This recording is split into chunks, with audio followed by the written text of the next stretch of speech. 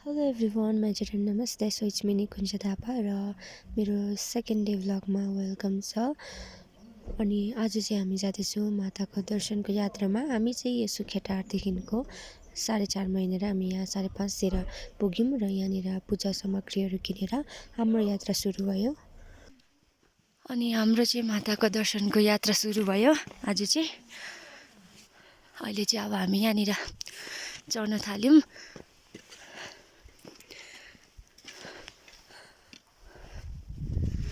हाम्रो यात्रा चाहिँ सुरु भइसकेको छ अनि हामी चाहिँ धेरै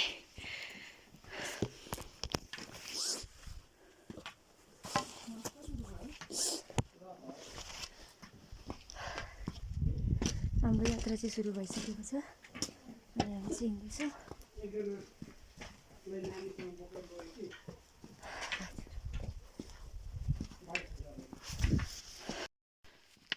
हामीलाई छोडेर गइसकेपछि हिउँ अन्त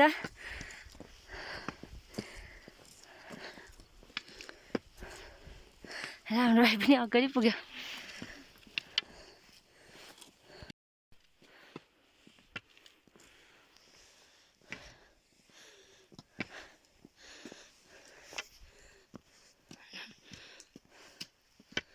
हाम्रो चाहिँ यात्रा चल्दैछ। फुपू भदैनीको चाहिँ लास्टमा सबैजना छोडेर जानु भइसक्यो हामीलाई।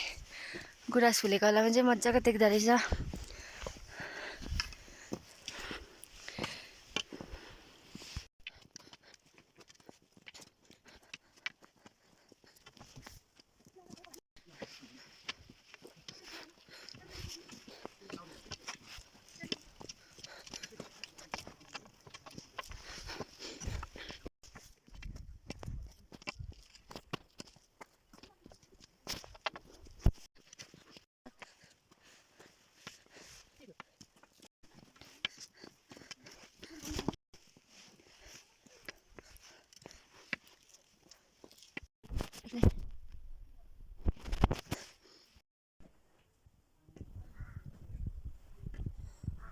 अहिले चाहिँ हामी ठुलो फेदी आइपुग्यौँ र फेरि पनि यहाँनिर ठुलो फेदीमा हामीले एकछिन रेस्ट गरेर फेरि हाम्रो यात्रा सुरु भयो।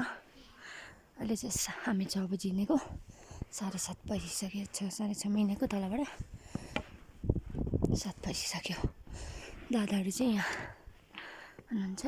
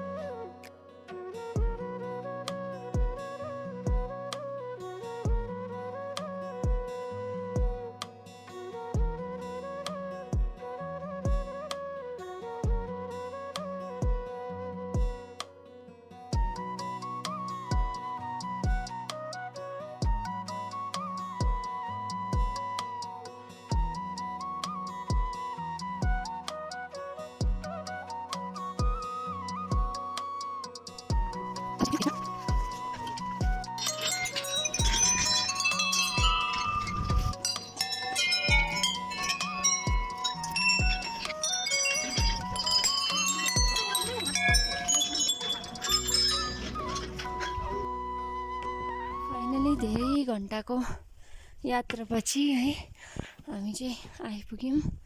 अब त आइपुग्यो भन्दा पनि भयो। मैले चाहिँ यसरी एक्लै भ्लग बनाउँदै हिँड्दै थिएँ कि एकजना यताकै दादाले बुनु एक्लै रहेछ फोटो खिचिदिन्छु भन्नुहुँदै थियो। भाइहरू त अघि गएर पनि पूजाआजा पनि गरिसक्यो होला। दादा भाउजू आउनु हुँदैछ। अन्त हामी चाहिँ अब त पुग्यौँ। यो यात्रा चाहिँ धेरै घन्टाको यात्रापछि हामी आइपुग्यौँ है। यो यात्रा चाहिँ धेरै सजिलो चाहिँ छैन। भगवान कस्तो अब चाहिँ कुच्छु नि त म पर्खिनु ल। अम्बो अब अर्कै टाइपको जाँगर चल्यो हेर्नुहोस् ल, म हजुरहरूलाई देखाउने छु। वाह अझै हिउँ परेको त झन् दामी। अम्बो शान्ति।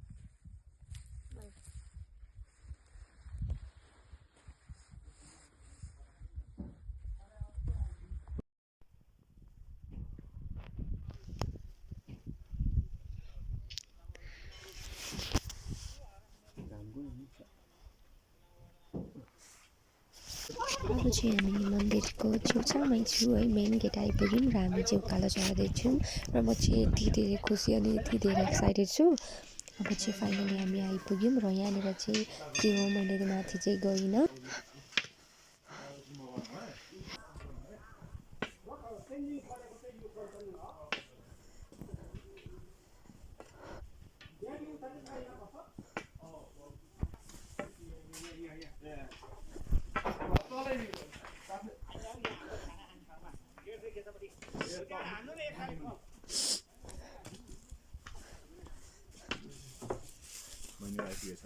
हजुर आइपुग्यो होला।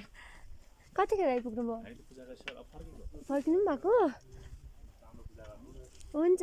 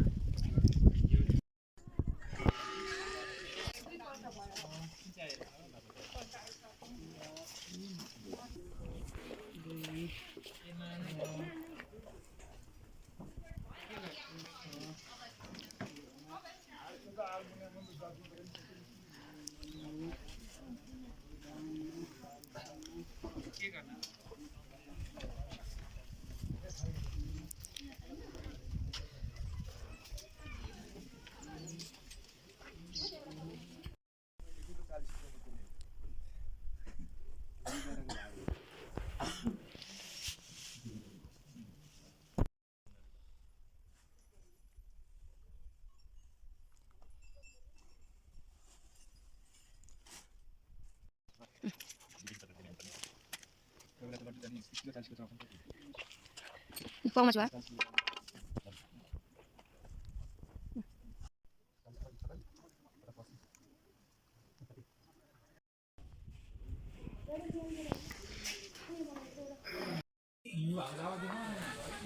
लु हिउँ भएको जग्गा देखाउँदिँदैछु त अन्त। हिउँै हो। हिउँ पुरा पक्रेछ। देऊ त मलाई हातमा कस्तो हुँदो रहेछ यो। आमामा पुरा उयो भएछ, जम्मेछ। ल्याउ त, ल्याउ न त्यो डल्लो मलाई। आमा चिसो। हिउँको नाममा हामीले यो चाहिँ भेट्यौँ। हिउँ अरे हेर्नु न।